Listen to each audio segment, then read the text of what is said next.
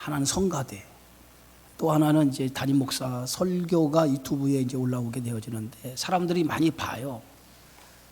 자리가 비면은 어떤 분들은 교회를 선택할 때에 이 성가대 보고 선택하는 게 많거든요. 자리 비우면 안 돼요, 여러분들. 성가대원들 자리를, 이거 목사가 자리 비우는 거하고 똑같은 거예요. 성가대 자리 비우는 것은. 특별하게 어떤 몸이 아프다든가 어떤 일이 있지 않고서는 자리를 비워서는 안 되고, 식사 봉사하시는 분도 부서마다 빼주세요. 성가대 하시면 봉사를 빼주세요. 성가 봉사할 수 있도록 그렇게 좀 부탁을 좀 드리겠습니다. 자, 우리 함께 인사 나누겠습니다. 사랑하고 축복합니다. 사랑하고 축복합니다. 오늘은 후반기를 시작하는 첫 주일이면서 또 하나님 앞에 감사로 제사드리는 맥주 감사주일입니다. 후반기를 시작하는 이 첫 주일에 맥주 감사주일이 있다라고 하는 것은 첫 열매를 거두는 기쁨으로 하나님 앞에 드려지는 그러한 감사의 절기이기도 하지만은, 또 하나는 우리의 모든 삶의 출발은 하나님 은혜로부터 출발한다라고 하는 것을 의미하는 그러한 절기라고 생각이 되어집니다. 그래서 전반기 동안에도 하나님께서 우리의 삶을 지켜주셨지만은 후반기에도 우리의 삶을 지켜주실 것을 믿음으로 믿고 우리가 신앙으로 고백하면서 감사로 예배드리는 것이 이 맥주감사주일이에요. 그래서 우리가 농사를 짓지 않는데 무엇으로 하나님이 감사할까 생각하는 분들이 있다면 그것은 잘못된 생각입니다.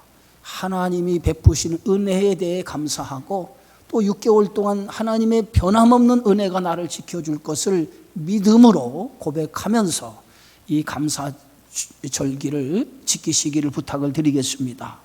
우리가 살아가는 삶 속에서 하루도 하나님의 은혜 없이는 살아갈 수 없어요. 그래서 시편 3편에서 시편 기자는 내가 누워 자고 깨었으니 여호와께서 나를 붙드십니다 라고 이렇게 고백하고 있어요. 하루를 마감하고 잠자리에 들 때에 내일을 맞이하는 것을 우리는 당연하게 생각하잖아요. 지극히 평범한 것이라고 생각합니다. 당연히 아침에 눈을 뜰 거라고 생각을 합니다. 그러나 누워 잠을 자고 깨어나는 것조차도 평범한 것 같지만은 하나님이 우리의 생명을 밤새 지켜주시고 보장해 주시고 이끌어 주셨기 때문에 새날을 맞이하게 되어지는 줄 믿습니다. 그러므로 모든 평범한 것 같지만 그 평범함이 하나님의 은혜요 감사의 조건이에요. 곳곳에 생명을 주관하시는 분이 하나님이신 줄 믿습니다. 우리의 숨을 걷어가시는 순간 우리는 그것으로 생명의 끝이 나는 거예요. 그런데 하나님의 붙드심 속에 오늘도 우리의 생명이 붙어 하나님을 찬양할 수 있게 하시고 우리의 삶을 이끌 수 있도록 인도해 주신 거 얼마나 감사합니까?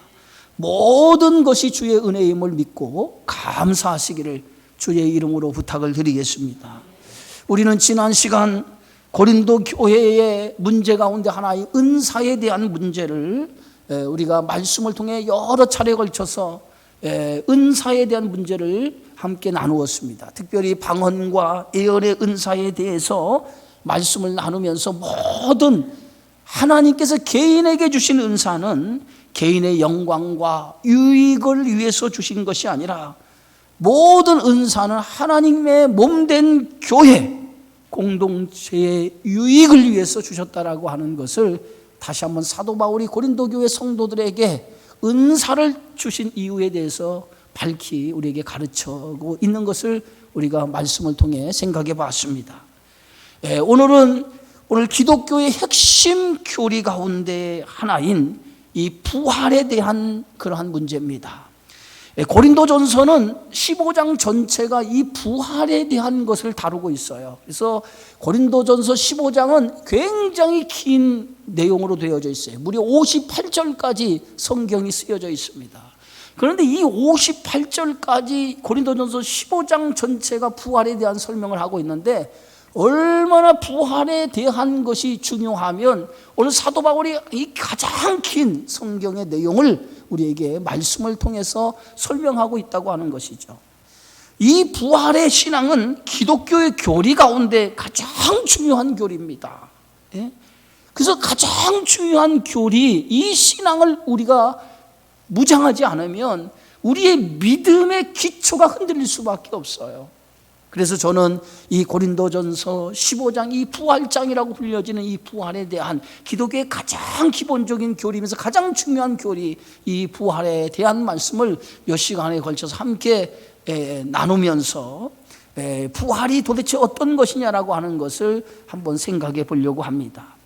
고린도 교회 성도들 가운데는 부활이 없다라고, 부활이 없다라고 생각하는 사람들이 있었다라고 하는 거죠. 아마도 부활이 없다라고 생각하는 사람들은 당시 그 사상 가운데 하나인 이 헬레니즘 사상의 영향 속에서 부활이 없다라고 생각하는 사람들이 있었다는 거예요. 당시 헬레니즘 사상 가운데 가장 교회를 위협하는 사상이 어떤 사상이냐면 영지주의라고 하는 사상이에요. 영지주의.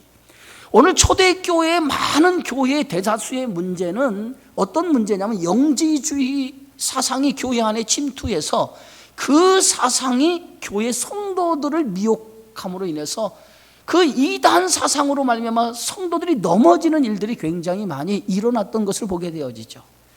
그래서 당시 이 헬라 사상 가운데 이 영지주의가 굉장히 무서운 그러한 사상으로 교회를 침투해서 성도들의 신앙을 무력화시키는 일들이 일어나게 되어졌다는 거예요. 그렇다고 하면 이 영지주의라고 하는 게 뭐냐?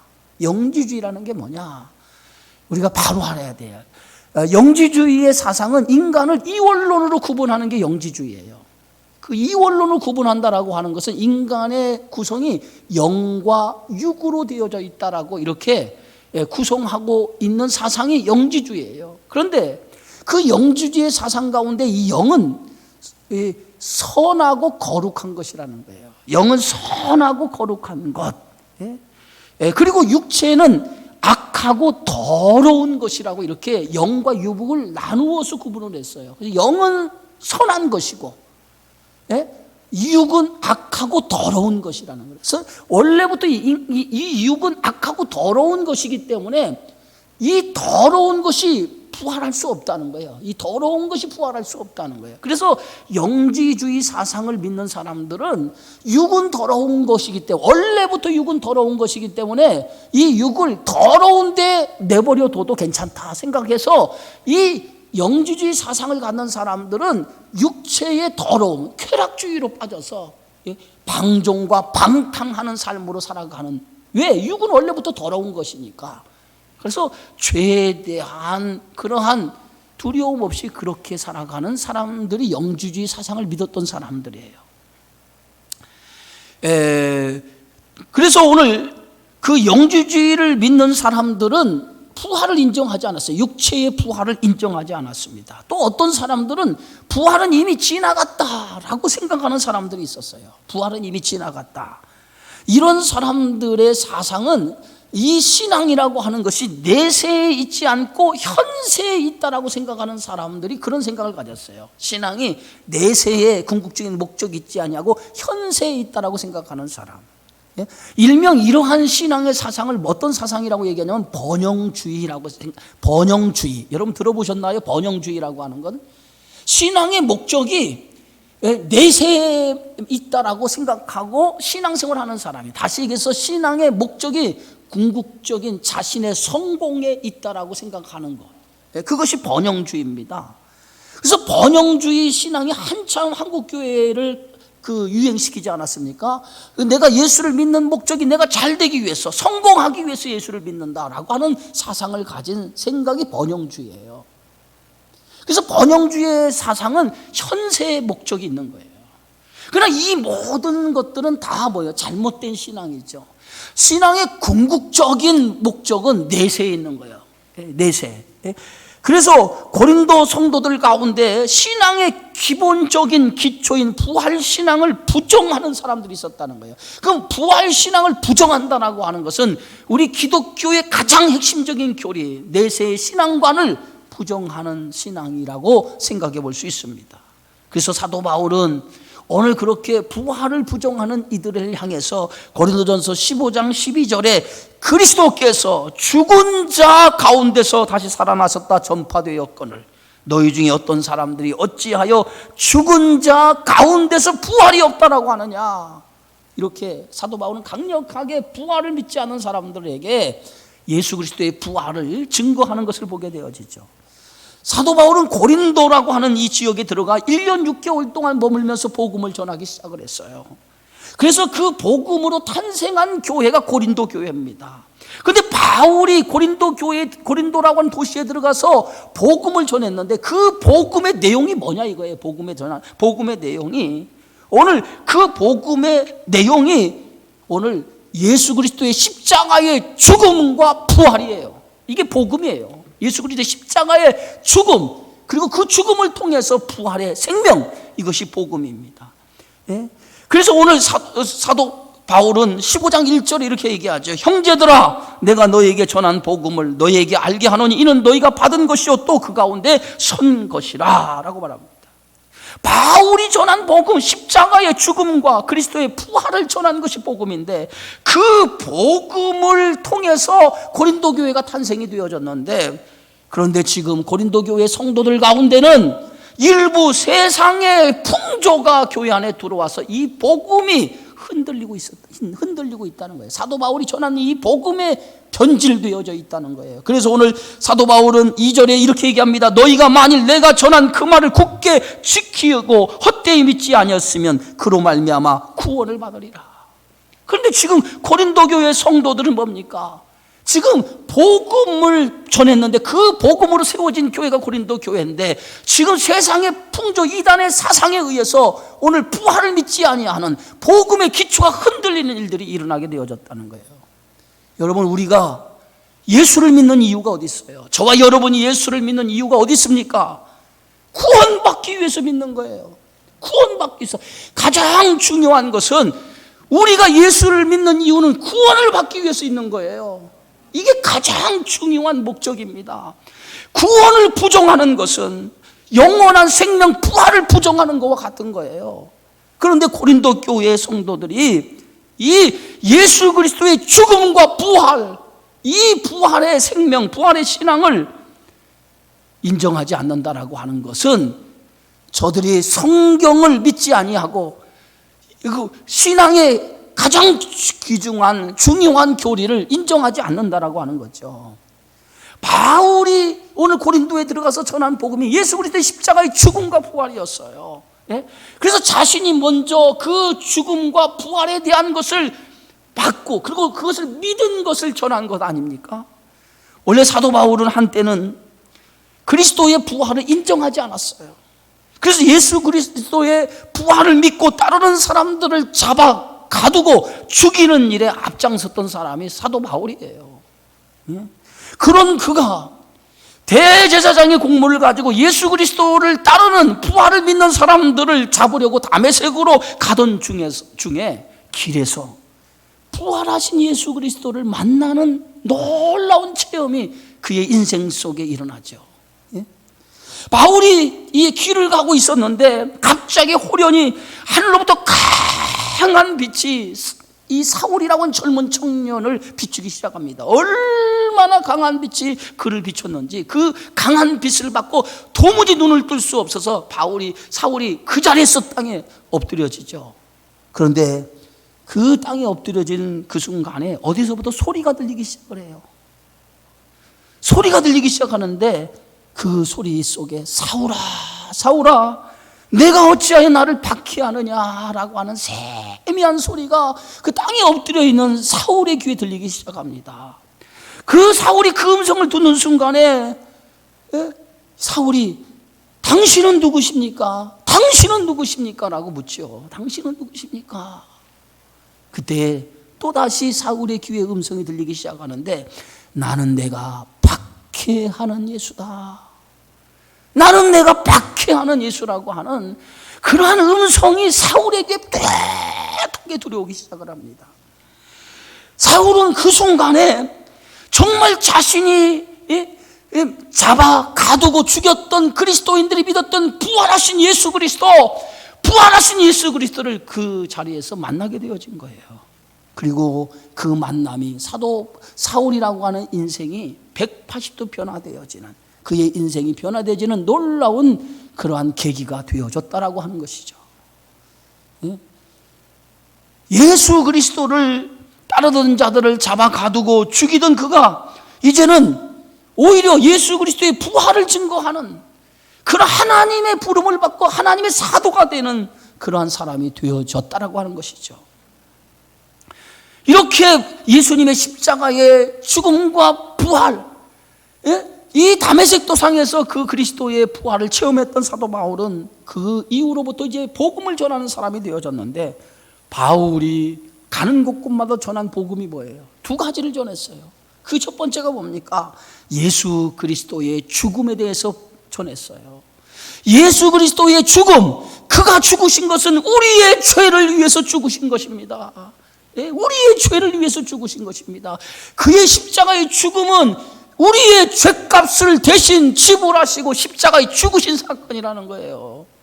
그것이 사도 바울이 가는 곳곳마다 전한 복음의 내용이었어요. 그래서 로마서 4장 25절에 보면 예수는 우리가 범죄한 것 때문에 내줌이 되고 또한 우리를 의롭다 하시기 위하여 살아나셨다라고 이렇게 말합니다. 그리스도가, 예수님은 저와 여러분의 죄를 위해서 죽으신 거예요. 믿으십니까? 믿으셔야 돼요. 예수 그리스도가 우리의 죄를 위해서 죽으셨다라고 하는 거예요. 그 죽으심으로 인해서 우리가 영원한 생명, 부활의 생명을 얻게 되어졌다라고 하는 거예요. 그래서 바울이 전한 두 번째 복음의 내용이 뭐냐? 예수 그리스도는 나의 죄를 위해 죽으시고 그 죄값을 지불하심으로 인해서 우리는 다시 영원한 생명을 얻게 되어졌다는 거예요. 그 영원한 생명이 뭐예요? 부활의 생명을 얻게 되어졌다는 거예요. 그래서 오늘 사도 바울은 예수님께서 죽으시고 부활하신 것을, 부활의 첫 열매를 얘기하면서 고린도전서 15장 3절에 4절에 이렇게 말하고 있습니다. 이는 성경대로 그리스도께서 우리 죄를 위하여 죽으시고 장사 지낸 바 되셨다가 성경대로 사흘 만에 다시 살아나셨느니라 라고 말합니다. 그래서 예수 그리스도의 죽음과 부활, 이것을 믿지 아니하면 우리는 하나님의 사람 성도라고 말할 수 없다는 거예요. 그래서 사도 바울은 오늘 고린도 교회 성도들에게, 부활을 믿지 못하는 성도들에게 부활이라고 하는 것은 역사적인 사실이다. 예수 그리스도의 부활은 역사적인 사실이다. 꾸며낸 이야기, 어떤 사람이 지어낸 이야기가 아니라는 거예요. 2000년 전에 그리스도의 부활은 누가 만들어낸 이야기가 아닙니다. 꾸며낸 이야기가 아니에요. 이 예수 그리스도의 부활은 역사적인 사실이고, 수많은 사람들이 예수 그리스도의 부활하신 그 부활의 모습을 목격했다는 거예요. 보았다는 거예요. 단순히 꾸며낸 이야기가 아니라 그리스도께서 다시 살아난 것을 보았다는 거예요. 그 보았다라고 하는 수많은 사람이 목격자가 된 것은 오늘 사도 바울이 이렇게 증언하고 있어요. 오늘 고린도전서 15장 6절에서 8절에 보면 그 후에 500여 형제에게 일시에 보이셨으니 그 중에 지금까지 대다수는 살아있고 어떤 사람은 잠이 들었으며 그 후에 야고보에게 보이셨으니 그 후에 모든 사도에게와 맨 나중에 만삭되지 못하여 난 자 같은 내게도 보이셨다. 500여 형제 일시에 보여졌고 사도들에게 보였고 야고보에게 보였고 맨 나중에 자신도 예수 그리스도의 부활을 목격하게 되어졌다는 거예요. 부활을 보았다는 거예요. 부활을 직접 눈으로 보았다는 거예요. 그리스도가 십자가에 달려 죽으신 것을 보았는데 그 죽으신 예수가 다시 살아난 것을 보았다는 거예요. 여러분, 그렇다면 여러분은 부활을 어떻게 믿습니까? 여러분은 부활을 어떻게 믿어요? 예수 그리스도의 부활을 보았습니까? 여러분 눈으로 2000년 전에 예수님이 부활하신 많은 사람 부활을 보고 믿었는데 그럼 우리는 어떻게 부활을 믿을까요? 어떻게 부활을 믿어요? 주님이 죽은 자 가운데 다시 살아나신 것을 여러분 믿습니까? 믿으시나요? 그럼 어떻게 그걸 믿습니까? 어떻게 믿어요, 여러분들이? 어떻게 믿어요? 우리는 성경을 통해서 믿어요. 성경을 통해서 믿는다는 거예요. 성경을 통해서 믿는다라고 하는 말은 우리 이 2000년 전에 그리스도께서 부활하신 이 부활에 대해서 오늘 우리에게 이 성경을 통해서 믿는다라고 하는 것은 이 성경의 말씀을 오늘 성령께서 우리에게 믿음의 눈을 열어 그리스도가 2000년 전에 부활하신 그리스도의 부활을 성령께서 눈을 열어 보도록 만드신다는 거예요. 2000년 전에 있는 현장으로 우리를 데려간다는 거예요. 그 현장으로 데리고 가서 그리스도의 부활을 보도록 성령께서 눈을 열어 우리에게 믿도록 만들어 주신다는 거예요. 요한복음의 20장에 보면 예수님이 죽으신 이후에 제자들이 유대인들이 의해서 자기들도 붙잡혀 갈까 봐 두려워해서 한 곳에 모여 문을 굳게 잠고 숨어 지냅니다. 그런데 숨어 지내는 그들에게 부활하신 예수님께서 그들에게 나타나신 장면이 기록되어 있어요. 오늘 성경의 말씀 요한복음 20장에 보면 이렇게 말씀합니다. 이날 곧 안식 후 첫날 저녁 때에 제자들이 유대인들을 두려워하여 모인 곳에 문들을 굳게 닫았더니 예수께서 오사 가운데 서서 이르시되 너희에게 평강이 있을지어다, 평강이 있을지어다, 이 말씀을 하시고 손과 옆구리를 보이신 제자들이 주를 보고 기뻐하더라 그랬어요. 저들이 문을 굳게 잡고 두려워하고 있는데 그 두려워하고 있는 그 자리에 부활하신 예수님이 나타나신 거예요. 저들이 얼마나 깜짝 놀랐는지. 분명히 십자가에 달려 죽으신 것을 보았는데 그 죽으신 예수가 자기 눈앞에 나타난 거예요. 얼마나 놀랐겠어요. 기절할 일 아니에요. 예? 그때 예수님께서 손과 옆구리를 저들에게 보이시면서 내가 십자가에 달려 죽으신 예수라고 하는 것을 증거할 때에 그들이 그제서야 부활하신 예수님이신 줄 알고 기뻐했다라고 성경은 말하고 있어요. 그런데 그 자리에 10명의 제자들은 그 자리에 있었는데 한 명의 제자만 그 자리에 없었어요. 그 자리에 없었던 제자가 누굽니까? 도마라고 하는 제자가 그 자리에 없었어요. 그래서 나중에 제자들이 예수님의 부활을 목격하고 나서 그 도마에게 이렇게 했어요. 예수님이 살아나셨어. 십자가에 죽으신 예수님이 다시 살아나셨어 라고 얘기하니까 도마가 무슨 소리? 어떻게 죽은 자가 다시 살아나냐 이거예요. 어떻게 죽은 자가. 나는 예수님의 십자가에 못이 박힌 그 손과 창자국 찔린 그 옆구리를 내가 손에 넣어보지 않고는, 내가 직접 내 눈으로 보고 만지지 않고는 내가 부활하신 예수 내가 안 믿는다는 거예요. 당연하죠. 보지 않고 손으로 만지지 않고 어떻게 믿을 수 있느냐 이거예요. 도마로서는 지극히 당연한 얘기 아닙니까? 그런데 그 제자들에게 나타난 여들의 후에 누가 나타났냐면 예수님이 다시 부활하신 예수님이 제자들에게 나타났어요. 근데 그 자리에 도마도 있었어.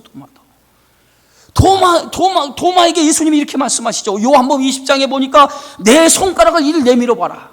그래서 내 손을 만져보고 내 옆구리에 손을 넣어보라. 주님이 말씀하시죠. 그러면서 예수님께서 그 도마에게 뭐라 말씀하시기를 믿음 없는 자가 되지 말고 믿는 자가 되라. 믿음 없는 자가 되지 말고 믿는 자라 되는 거예요. 그때 도마가 자기의 눈으로 부활하신 예수님을 목격했어요. 그리고 자기의 손으로 만져봤어요. 그리고 나서 도마가 이렇게 고백하죠. 나의 주님이시오니 나의 하나님이십니다 라고 고백합니다. 그때 예수님께서 그 도마에게 다시 한번 말씀하죠. 너는 나를 본고로 믿느냐? 이제후로는 보지 않고 믿는 자들이 복이 있도다. 이제는 보지 않고 믿는 자들이 복이 있다는 거예요. 예수님의 부활을 보고 믿는 건 아니에요. 여러분, 우리는 보고 믿는 것이 아니라 믿음으로 믿는 거예요. 믿음으로. 그럼 그 믿음이 뭐냐? 그 믿음은 나에게서 오는 게 아니에요. 나에게서 생기는 게 믿음 아니에요. 믿음은 위로부터 주어지는 것이 믿음이에요. 하나님이 주의 성령이 나에게 믿음을 주심으로 그 믿음으로 부활하신 예수를 믿도록 하는 거지, 내가 믿는 게 아니라 성령이 나에게 믿음을 주는 거예요. 그래서 성령이 임했다라고 하는 것을 어떻게 할 수 있느냐? 내가 그리스도가 나의 주라고 하는 것을 믿는 성도는 그 사람은 성령이 임한 사람이에요. 왜? 성령이 나로 하여금 그리스도의 부활을 믿게 만들어 주었기 때문에 그래요. 그런데 고린도 교회 성도들은 부활을 믿지 않았어요. 왜 믿지 않은지 아세요? 그들은 지식의 신앙을 가졌기 때문에 그래요. 지식의 신앙, 머리로 아는 신앙을 가졌기 때문에. 예? 그래서 그들은 하나님의 지혜를 세상의 지혜로 알려고 했어요. 하나님의. 그래서 오늘 고린도전서 1장에 보면 이런 말씀이 기록되어 있습니다. 하나님의 지혜에 있어서는 이 세상이 자기 지혜로 하나님을 알지 못하므로 하나님께서는 전도에 미련한 것으로 믿는 자들을 구원하시기를 기뻐하셨도다. 이 세상의 지혜를 가지고서는 하나님의 지혜를 이해할 수 없다는 이 얘기는 뭐냐면, 이 성경은 하나님의 지혜로 쓰여졌기 때문에 인간의 지식이나 지혜를 가지고 이 성경을 이해할 수 없다는 거예요. 하나님의 지혜를 이해할 수 있는 유일한 방법은 하나님의 지혜로만 이해할 수 있는데, 하나님의 지혜가 누굽니까? 성령이 하나님의 지혜인 줄 믿으시기 바랍니다. 그래서 성령이, 하나님의 지혜이신 성령이 우리에게 들어와서 하나님의 지혜인 이 성경의 말씀을 깨닫도록, 이해할 수 있도록 만들어준다는 거예요. 예? 그래서 오직 하나님의 성령으로 이것을 우리에게 보이셨으니, 성령은 모든 것, 하나님의 깊은 것까지도 통달하시느니라. 왜? 성령이 하나님의 지혜이기 때문에 성령이 나로 하여금 이 하나님의 지혜의 말씀을 깨닫게 해주신다는 거예요. 그래서 부활하신 예수님을 만나면 주님이 나의 죄를 용서해 주신 것을 믿게 되어져. 그래서 부활의 주님을 만나면 십자가의 죽음, 그 예수님이 십자가에 달려 죽으신 그것이 나의 죄를 위해서 죽으신 것을 믿게 되어지는 거예요. 예? 그러면 주님이 나의 죄를 위해서 죽으셨다라고 하는 것을 믿는 순간에 그때부터 뭐예요? 우리의 삶이 변화가 되기 시작해요. 변화가 되기 시작해요. 바울은 부활하신 예수를 만나기 전에는 교회를 박해하던 사람이라고 스스로 고백하고 있습니다. 예? 교회를 오늘 고린도전서 15장 9절에 보니까 나는 사도 중에 지극히 가장 작은 자라 나는 하나님의 교회를 박해하였으므로 사도라 칭함받기를 감당하지 못할 자니라. 그는 예수 그리스도의 부활을 믿지 않을 때는 교회를 박해하던 사람이었어요. 그런데 그 박해하던 사람이 부활을 목격하고 나서, 부활을 경험하고 나서 예수 그리스도의 부활을 증거하는 사람이 되었죠. 그런데 이 모든 것이 바울은 하나님의 은혜라고 얘기해요. 하나님의 은혜라. 하나님의 은혜가 아니었다면 자신이 여전히 죄 가운데 있었을 것이고 부활의 생명을 갖지 못했을 것이라는 거예요. 그것이 모두가 다 하나님의 은혜로 된 사건이라고 그렇게 고백하고 있습니다. 그래서 고린도전서 15장 10절에 그러나 나의 나된 것은 하나님의 은혜로 된 것이니, 자신이 이렇게 사도가 되어지고 하나님의 복음을 전하게 되어지고 그리스도의 영원한 생명을 얻게 되어진 것이 하나님의 은혜로 되어진 거라. 은혜가 나에게 부어졌다는 거예요. 여러분, 세상에 많은 사람들 가운데 여러분들이 예수를 믿어 영원한 생명을 얻게 되어진 것이 하나님의 은혜로 되어진 거예요. 은혜로 되어진 거예요. 여러분이 실력으로 된 게 아니라 하나님의 값없는 은혜가 여러분에게 부어져서 여러분이 하나님의 사람이 되고 영원한 생명을 얻는 사람이 되어진 줄 믿습니다. 그래서 기독교의 종교를 무슨 종교라고 얘기해요? 은혜의 종교라고 얘기하는 거예요. 은혜의 종교. 은혜 없이는 우리는 하나님의 사람이 될 수 없었기 때문에 은혜의 종교가 기독교의 종교라고 얘기하는 거예요. 그래서 신앙생활에서 가장 중요한 것이 뭐냐? 하나님의 은혜를 아는 거예요. 하나님의 은혜를, 십자가에 죽으신 주님이 나를 사랑하셨습니다. 나의 죄를 위해 죽으셔서 그 죽으심으로 인해서 내가 구원을 얻고 내가 영원한 생명을 얻었습니다 라고 하는 그것을 기억하고 사는 것이 신앙생활이에요. 그래서 감사라고 하는 것은 하나님의 은혜를 아는 자의 고백이에요. 감사하지 못하면 하나님의 은혜를 모르기 때문에 감사하지 못하는 거예요. 여러분, 하나님의 은혜에 감사하십니까? 정말 감사해요? 내가 죄로 인해 죽을 수밖에 없는 나를 구원해 주신 것에 대한 감사가 그 신앙생활인 거예요. 바울이 더 많이 수고하고 더 많이 쓰는 이유가 어디 있습니까? 주님이 나에게 베푸신 그 은혜를 생각해 보면 나는 더 많이 수고하고 더 많이 감사할 수밖에 없다는 거예요. 주님이 나에게 베푸신 은혜를 생각하면 더 많이 수고하고 더 많이 감사할 수밖에 없다는 거예요. 왜? 나 같은 것을 하나님이 사랑하시고 구원해 주셨기 때문에. 이게 바울이 하나님 앞에 충성스러운 청지기로 살아가는 이유가 여기에 있는 거예요.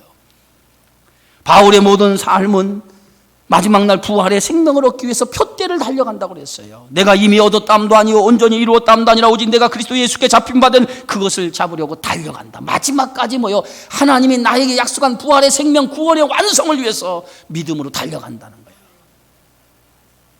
여러분, 그리스도인의 부활은 어떤 부활인지 아세요? 여러분, 예수를 믿는 성도의 부활은 어떤 부활인지 아세요?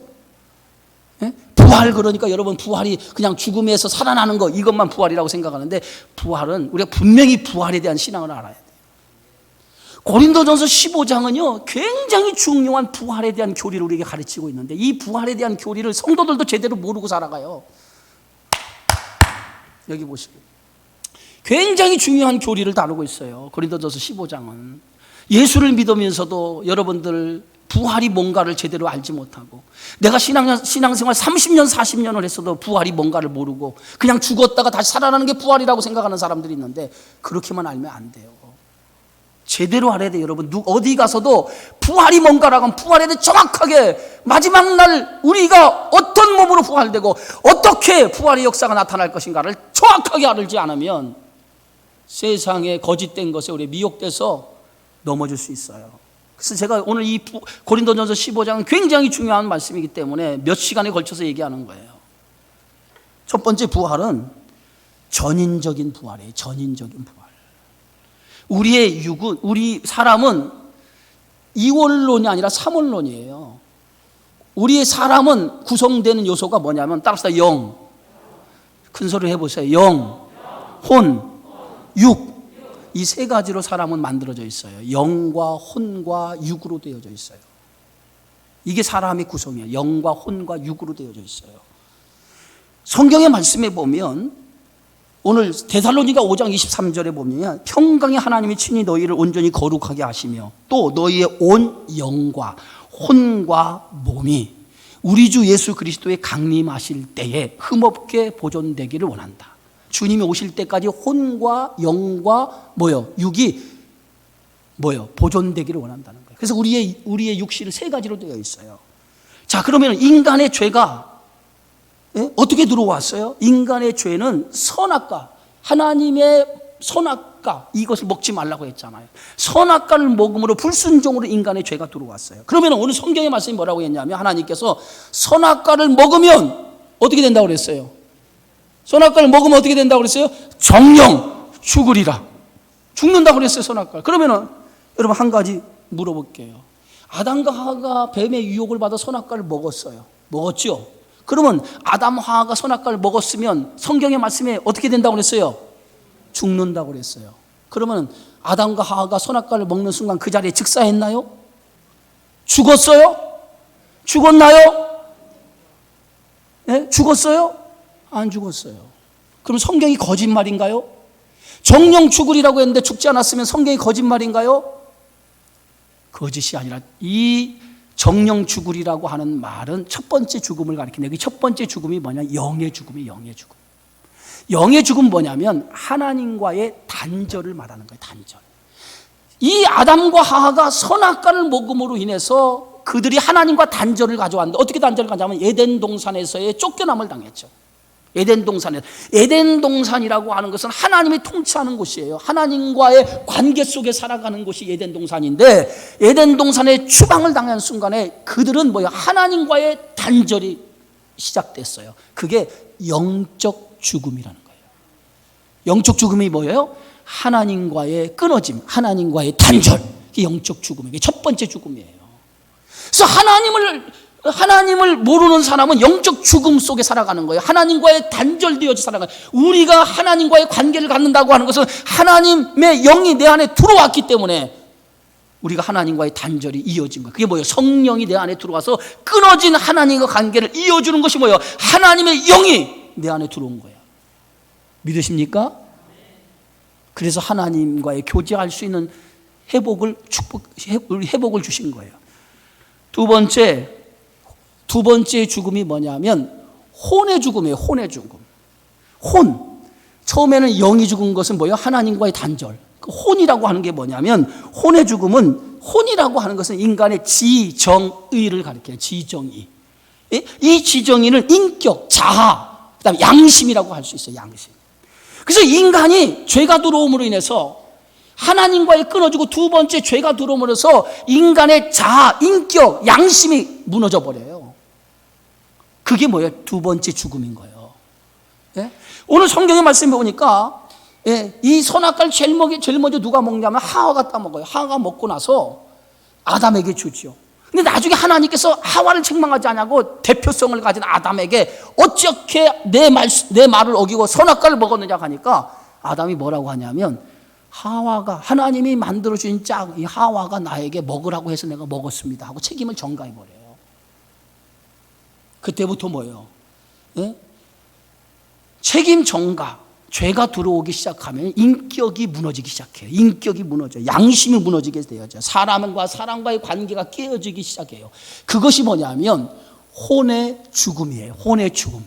근데 이 혼이 언제 양심이 언제 다시 살아나냐면 주의 성령이 하나님의 영이 내 안에 들어오면 이 죽었던 혼도 다시 회복하기 시작을 해요. 그래서 양심이 깨어나기 시작을 해요. 그래서 양심이 깨어나면서 하나님의 마음을 갖도록 만드는 것이 이게 영적인 부활인 거예요.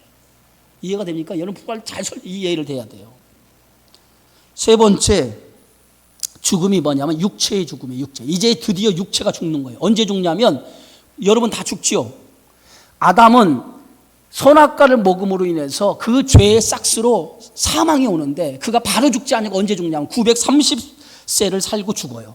아담은 930세를 살고 죽어요. 그 다음부터 점점 인간의 수명이 줄어들었어요.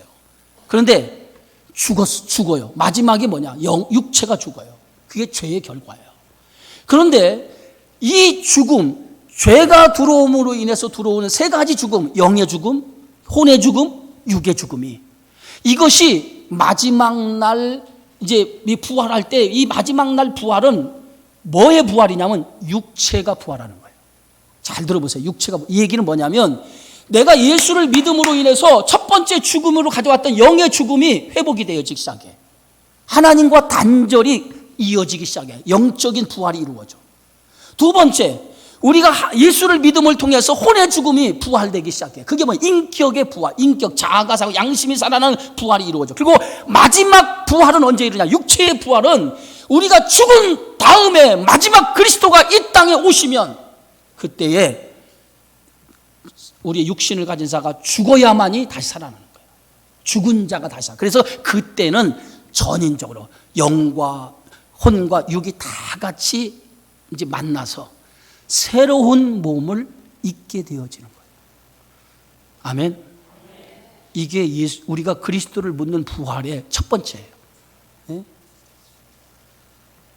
사랑하는 성도 여러분, 부활은 우리 신앙생활에 제일 중요한 거예요. 이 부활의 신앙을 모르면 우리는 예수를 왜 믿어야 되는 이유를 모르는 거예요. 부활의 신앙을 가져야만이 우리가 이 땅에 살면서도 그 당차 우리가 다시 살아날 것을 믿기 때문에 세상에 우리가 소망을 두자 영원한 거 소망을 두고 살아갈 수 있는 거예요. 그런 성도가 되어야 될 줄 믿습니다. 부활을 믿지 못하면 여러분 그리스도인이 아니에요. 부활을 믿는 생명을 가지고 살아가시기 바랍니다. 다음 주는 어떻게 우리의 몸이 바뀌어질까?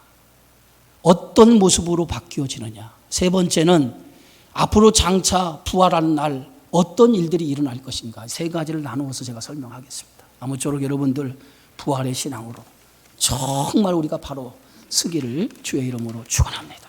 기도하겠습니다. 주의 은혜 고맙습니다.